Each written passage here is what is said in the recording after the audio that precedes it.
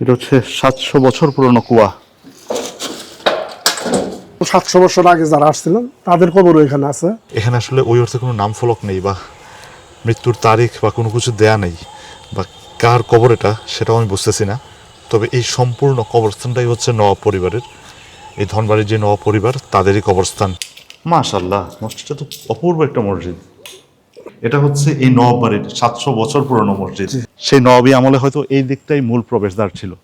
এখন আমি যে নওয়াব বাড়িতে আছি এটা হচ্ছে ধনবাড়ির স্থানীয় যারা আছেন তাদের কাছে নবাব প্যালেস বা নবাব মঞ্জিল নামেই বিশেষভাবে পরিচিত। আর এই ধনবাড়িটা মূলত হচ্ছে টাঙ্গাইল জেলায় অবস্থিত। আজকে আমি এই নবাব বাড়িটা, ধনবাড়ির যে নবাব বাড়ি আছে, এই নবাব বাড়িটা সম্পূর্ণটা ঘুরবো, দেখবো এবং তার ইতিহাস সম্পর্কে জানবো। তার সাথে আমি যা কিছু জানবো তার সবকিছু আপনাদেরকেও জানাবো। يضاعف له العذاب يوم টাঙ্গাইলের ধনবাড়ি জমিদার বাড়ি 1800 শতকের মাঝামাঝি সময়ে প্রতিষ্ঠিত একটি প্রাচীন ও ঐতিহাসিক স্থাপনা। ঢাকা বিশ্ববিদ্যালয়ের অন্যতম প্রতিষ্ঠাতা ও তৎকালীন ব্রিটিশ আমলের মন্ত্রী খান বাহাদুর সৈয়দ নওয়াব আলী চৌধুরী ছিলেন এই বাড়ির মূল কাণ্ডারি। নবাব বাহাদুর সৈয়দ নওয়াব আলী চৌধুরী 1863 সালের 19 ডিসেম্বর ধনবাড়ির এই নবাব পরিবারে জন্মগ্রহণ করেছিলেন। মোট 17 একর জমির ওপর মুঘল স্থাপত্য রীতিতে নির্মিত ওই বাড়িটি বর্তমানে ধনবাড়ি প্যালেস নামে সবার কাছে পরিচিত। ধারণা করা হয় মুঘল আমলে স্পিনজার খাঁ ও মনোয়ার খাঁ নামক দুই ভাই এখানে জমিদারি প্রতিষ্ঠা করেছিলেন। পরবর্তীতে খান বাহাদুর সৈয়দ নওয়াব আলী চৌধুরী এর সুখ্যাতি বিস্তার করেন। এই ধনবাড়ি জমিদার বাড়ি নিয়ে একটি প্রবাদও আছে। বলা হয়ে থাকে সম্রাট জাহাঙ্গীরের আমলে ধনপতি সিংহ নামক এক অত্যাচারী ব্রাহ্মণ জমিদারের নাম অনুসারে জায়গাটির নাম ধনবাড়ি করা হয়। আর এই জায়গায় তখন হয়তো একটা সুবিশাল গেট ছিল, যেটা এখন আর নাই, কিন্তু কবজাগুলো এখনো আছে। এটা হচ্ছে নওয়াব বাড়ির তৎকালীন সময়ের দরবার হল, আর এই দরবার হলের ভেতরেই আমি আছি। এটা হচ্ছে 1938 সালের একটা ছবি। এখানে হচ্ছে নওয়াবজাদা সৈয়দ হাসান আলী চৌধুরী আর তার সঙ্গে আছেন তার স্ত্রী সৈয়দা রাজিয়া হাসান আলী চৌধুরী, আর বাম দিকে আছেন সৈয়দ মোহাম্মদ আলী চৌধুরী এবং তার সাথে আছেন তার স্ত্রী সৈয়দা হামিদা আলী চৌধুরী। অনেক উঁচু একটা প্রবেশদ্বার, কম হলেও 15 ফুট উঁচু হবে এই প্রবেশদ্বারটা। আর এই প্রবেশদ্বার এত বড়, এখান দিয়ে হয়তো নবাবরা তখন পায়ে হেঁটে প্রবেশ করতেন না, হাতে আর ঘোড়ার সাওয়ারি নিয়েই হয়তো তারা এইদিকে প্রবেশ করতেন।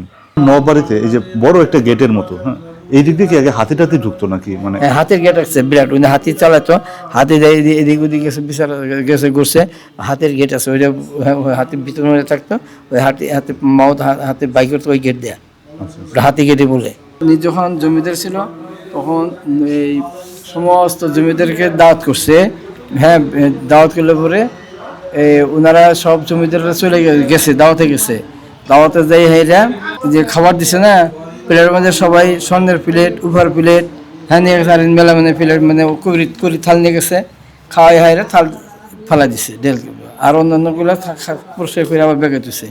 এই যে ফালা দিছে জমিদার এই ধনবাড়ির জন্য যে একটা ইউজ করে, ওরা দ্বিতীয়বার সে ব্যবহার করে না। আরও উপরে বসে মানে হেমন্ত রানী মানে একটা ব্রিটিশ পার্লামেন্টের একটা মন্ত্রী সভা ডাকছিল, সমস্ত জমিদারকে দাওয়াত করছে, কার্পেট বিছিয়ে দিছে, হ্যাঁ, তারপরে মঞ্চ তৈরি করছে, মঞ্চের মধ্যে যে দাওয়াত করছে, যে বড় লাটের মন্ত্রী, হ্যাঁ, এক মোড়া থাকছে, তার পাশে চেয়ার খালি, ওখানে আর কেউ বসে নাই। আমাদের ধনবাড়ি নবাব না জুতা পায়ে দেয়, ফরসের উপর দিয়ে জুতা পায়ে দিয়ে যায়, ওই চেয়ারে বসে, হ্যাঁ, উনি আর জুতা করে নেই নবাব। এইদিকে একটা ছোট প্রবেশদ্বারের মতো দেয়া আছে, এখানে একটা ঘর আছে। এই ঘরটা হয়তো সেই সময় অর্থাৎ নবাবের আমলে হয়তো এটা তাদের যারা কর্মচারী যারা ছিলেন তারা হয়তো এখানে থাকতেন। এটা হয়তো তাদের কর্মচারীদেরই ঘর। এই ঘরটা একেবারে পরিত্যক্ত অবস্থায় আছে, এখন পরিত্যক্তই বলা চলে। এই নওয়াব বাড়িটি মূলত 4 গম্বুজ বিশিষ্ট অপূর্ব একটি মোগল স্থাপত্য শৈলীতে নির্মাণ করা হয়েছিল। নওয়াব বাড়ির পাশেই আছে নবাব শাহী জামে মসজিদ, যেখানে নবাবের কবরের পাশে প্রায় 99 বছর ধরে বিরতিহীনভাবে কুরআন তেলাওয়াত চলছে। والذين يقولون ربنا هب لنا من أزواجنا ভেতরে ওই হুজুর তেলাওয়াত শুরু করলেন, যেটা হচ্ছে 1:30 পর্যন্ত চলবে। তারপর হচ্ছে আপনি শুরু করবেন, দেড়টা পড়তেন আমার দিদি। আপনার শুরু হবে। জি। আপনি কত বছর ধরে তেলাওয়াত করছেন এখানে? তো 25-26 বছর। এটা তো বাংলাদেশের আর কোথাও মনে হয় আছে বলে আমার মনে হয় না।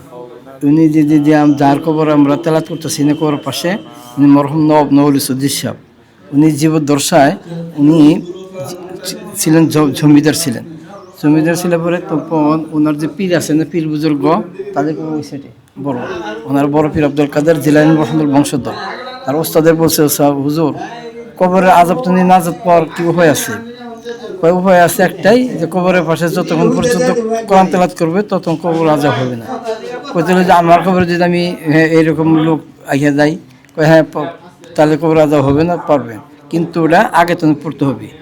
আগে সিস্টেমে ঘর বানাই হাইরা ঘরের মধ্যে আগে নিজে আপনি কোরআন শরীফ পড়বেন, পিছার অন্য হুজুরা পড়বো, তারপরে আমি মারা গেলে ওষুধ করবেন, ওষুধ অনুযায়ী কোরআন শরীফ তেলাওয়াত করবো, তাহলে ঠিক হবো, নাহলে যায় যাবো না।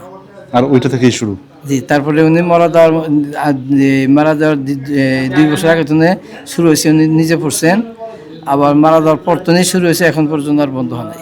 আমরা শুনছি আর কি এগুলোকে, মানে তখন তো কৃষি আবাদ করতো, মানুষে কৃষি আবাদ করতো, তখন ধান ছড়াবো, বিছন ছড়াইছে, কিন্তু হাল শেষ করে হারে নাই, মই দিব, হাল শেষ করে হারে নাই, ওদের বৃষ্টি তখন ঝড় বৃষ্টি, হ্যাঁ কাল বসে জল আসতেছে, পরে বলছে যে আমার এই হাল বাই হাইরে যদি যাবার পাই, হ্যাঁ তাহলে নবাব সাহেব মসজিদে চিনি দেবো, ফুল চিনি দেবো। হ্যাঁ আগে আছে হাল নাঙ্গা করে করছে, রশি ছিঁড়ে গেছে, অল্প একটু বাইজে হয়েছে, ওটা দিয়ে হাল চাষ শেষ করে আমি ওইটাই দিয়ে কমপ্লিট করে বাড়িতে এসে পরের দিন আইয়া, হ্যাঁ আইয়া হাইয়ার বিকেলবেলা আইয়া তার নিয়ে ওই নবাব সাহেব চিনি নিয়ে এসে কবজা নিয়ে আইয়া পরে কোথায় হুজুরে যে আপনার মসজিদ চিনি মানুষ করছে, চিনি কোথায় এইরকম মানুষ আর করো না, দেখো আমার হাতের অবস্থা, এরকম নিদর্শন আছে।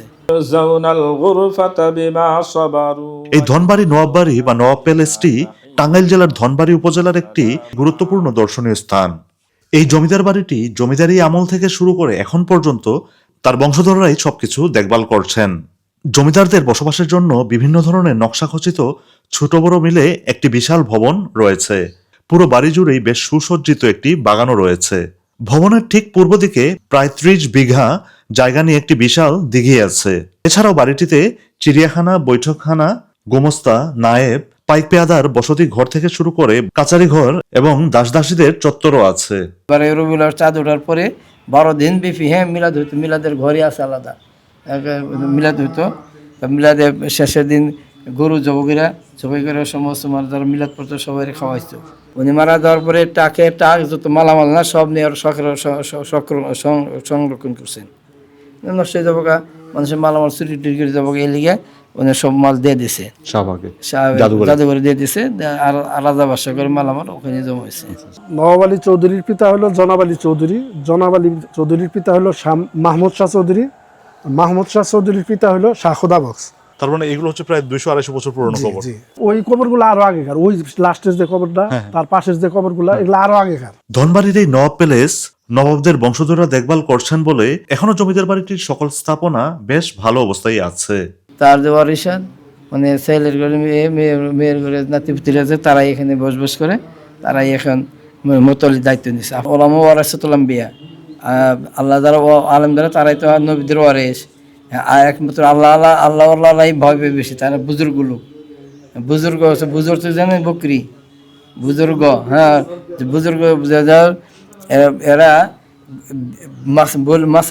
মানে মুসিবত দেখলে ভয় পায়, আল্লাহর রেহাই বেশি। যেমন আমরা বুঝর তো ছাগল, ছাগলের দেখুন একটু বৃষ্টি পানি ভেবে করে ধৈর্য জায়গা ভেবে শুরু করে দেয়, হ্যাঁ ওই রকম বুজুর্গ যারা, তারা আল্লাহওয়ালা বেশি, আল্লাহওয়ালার ভিতরে থাকে, আল্লাহ কোন পাপ করলাম কি সমস্যা, হ্যাঁ যদি কোনো আজাব ভরে থাকি তাহলে যাতে পাপ দুনিয়াতে মাফ করে নেওয়া যায়, এই চিন্তা তারা বেশি থাকে। ইনি হচ্ছেন সৈয়দ মোহাম্মদ মুফাজ্জর আলী। এটা হচ্ছে তৎকালীন ঢাকা বিশ্ববিদ্যালয়ের যে কমিটি করা হয়েছিল, সেই ঢাকা বিশ্ববিদ্যালয়ের কমিটির সব সদস্যরা। এখানে হচ্ছে ঢাকার নবাব স্যার সলিমুল্লাহ, আর তার পাশেই আছেন নবাব বাহাদুর, ধনবাড়ির সৈয়দ নওয়াব আলী চৌধুরী। এটা হচ্ছে 1922 সালের একটা ছবি। আর ঢাকা বিশ্ববিদ্যালয় প্রতিষ্ঠার ক্ষেত্রে সবচেয়ে বেশি ভূমিকা ছিল এই নবাব বাড়ির। 1919 সালে ব্রিটিশ লর্ড রোনাল্ডসকে স্বাগত জানাতে এই জমিদার বাড়িতে 50টিরও বেশি হাতি দিয়ে অভ্যর্থনা জানানো হয়েছিল। প্রায় 200 বছরেরও পুরনো এই প্রাচীন বাড়িটি আজও নবাবদের বিভিন্ন ইতিহাস এবং ঐতিহ্যের সাক্ষী বহন করে যাচ্ছে।